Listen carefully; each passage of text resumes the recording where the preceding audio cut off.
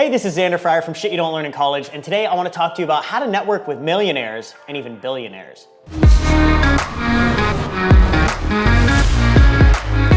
Now, you may have heard your network is your net worth. You're the average of the 5 people you spend the most time with. It's not what you know, but who you know. Now, these are all truths when it comes to becoming successful and wealthy. Whatever it is that you've heard, the reality is that the people you spend time with, the people that you network with, the relations that you build are a crucial part of your success, right? Often the most successful people aren't necessarily the smartest. They're not necessarily the most creative or the most intelligent, but they're the ones that have good relationships in the right areas that can help them succeed in the long run. Now, this is something that I have been really passionate about ever since I started my career. Maybe because when I was in high school, I was the nerd and I didn't have a lot of friends. So I've been very focused on building friends, but now I love making friends. And in the last 4 years of being an entrepreneur, I've been lucky enough to build relationships with hundreds of 7-figure earners, dozens of 8-figure earners, and even a handful of 9-figure and 10-figure earners. So today, I want to give you 3 tips for how to network with millionaires and billionaires. Now, the first step to networking with millionaires and billionaires is getting a seat at the table. This sometimes might actually be one of the hardest things to do, because if you're a billionaire or even just a millionaire, you want to hang out with other millionaires, multimillionaires, and billionaires, right? You're not always going to give the opportunity to the underdog to come have a seat at the table. So if you're the underdog and you want to get a seat at the table, you need to understand that you're going to have to work at it. Sometimes this might mean paying for it. So paying to be a part of masterminds, paying to be a part of networking groups to prove that you're serious, right? When you're a millionaire, when you're a multimillionaire, you only want to be around people that are serious and that are committed. And so when somebody pays to be a part of a networking group, when somebody pays a lot of money to be in a high mentorship or mastermind program, you know that they mean business. Now, if you don't have the money to pay for something like that, you're gonna have to work at it. Or you might have to go through several connections to get a seat at the table with someone that you really want to meet. But don't be afraid to put in the time and put in the work, because when you finally meet that person, it may be a game changer. Number 1 is you gotta work your ass off to get a seat at the table. Now, the second thing that you have to do to network with millionaires and billionaires is you have to bring value. You have to bring value to the relationship, all right? In order to network with people above you, you need to make sure that you're bringing them some form of value that they could not have brought in any other way. Now, as somebody who gets reached out to a decent amount from people, one thing that I will tell you is never reach out to someone and say, hey, how can I support you? Hey, how can I bring value to you? Because the simple fact that you're reaching out to someone and asking them to tell you what to do, they're now taking focus, they're now taking energy, they're now taking thought processes away from the valuable resources that they need to be focusing on, their business, their relationships, everything else, to help figure out how you can bring them value. Never ask someone how you can bring value to them. You need to put in the time, put in the research, and figure out what it is that they need and go figure that out. I had a guy who reached out to me recently and he saw that my website could have done some SEO, it could have done with some SEO work and really helped out. He put together a 45-minute video review of everything that he would do for my website to help it get better SEO. No cost.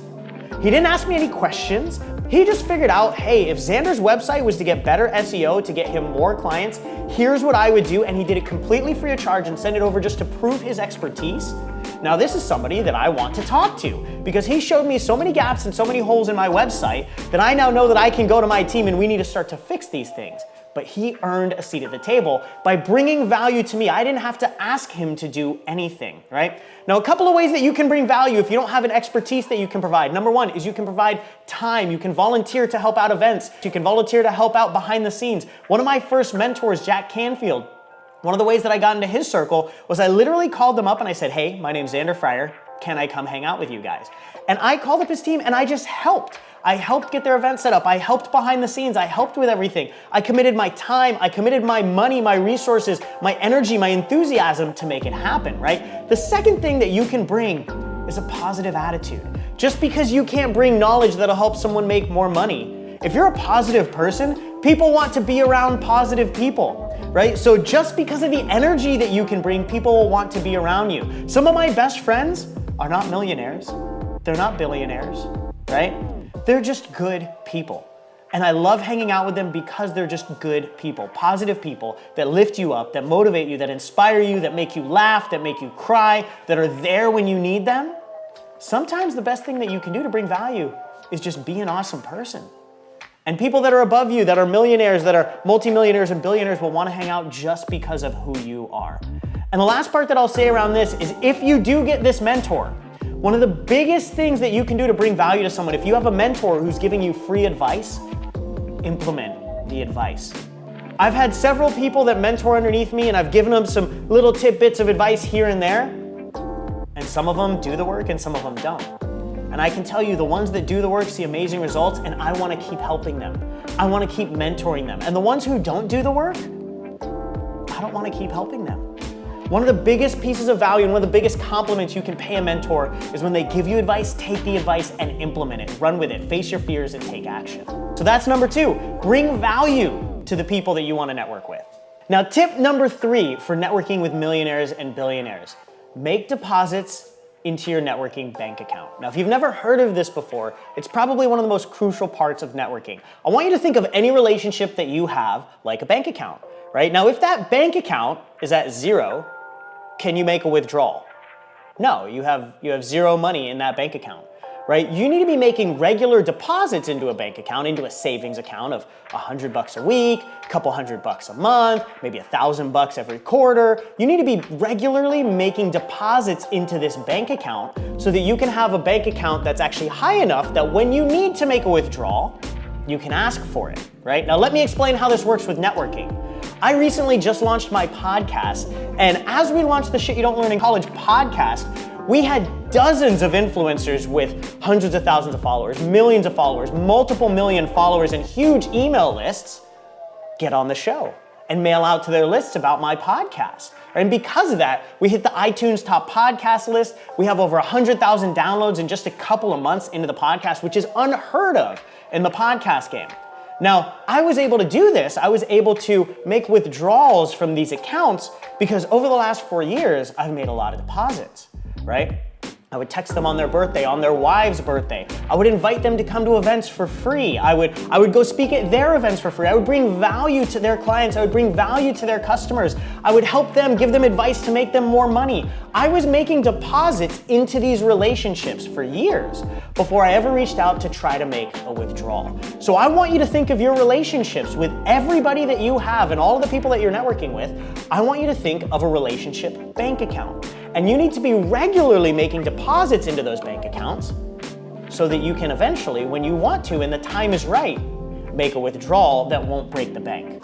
Now, in the end, building relationships for your business and for your life is probably one of the most crucial things to be successful at if you want to be successful in everything else. But a lot of people don't put the effort in. Why?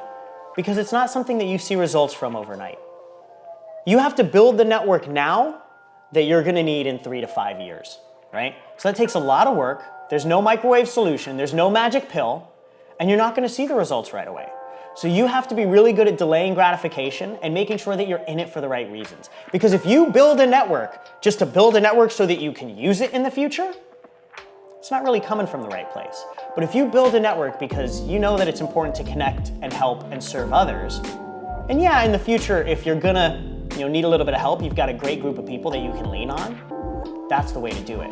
But in the end, it's gonna take time and it's gonna take work. All right, friends, that's all we got here. I hope you enjoyed this video. If you liked it, go ahead and let me know by clicking the like button below. And if you have anything specific that you want me to hit on in the future, go ahead and comment that in the comments. And don't forget to subscribe to our channel so you never miss another great video. I'll see you out there.